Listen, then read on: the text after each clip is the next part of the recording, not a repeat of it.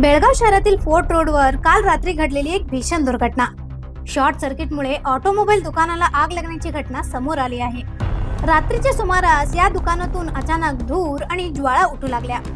काही क्षणातच ही आग तीव्र स्वरूप धारण करत दुकानातील टायर आणि वाहनांचे विविध स्पेअर पार्ट्स भस्मसात करत गेली. या आगीत लाखोंचा मालमत्तेचं नुकसान झालं असून संपूर्ण दुकान आगीच्या भक्षस्थानी गेलं. घटनेची माहिती मिळताच मार्केट पोलीस आणि अग्निशामक दलाच्या जवानांनी घटनास्थळी धाव घेतली आणि तात्काळ परिस्थितीवर नियंत्रण मिळवत आग आटोक्यात आणली. दरम्यान आगीच्या धुरामुळे परिसरात काही काळ भीतीचं आणि गोंधळाचं वातावरण निर्माण झालं होता. स्थानिकांनी तातडीने रस्त्यावरील वाहतूक थांबवत अधिकाऱ्यांना सहकार्य केले. सुदैवाने या दुर्घटनेत कोणतीही जीवहानी झालेली नाही, मात्र मोठ्या प्रमाणात आर्थिक नुकसान झालं आहे.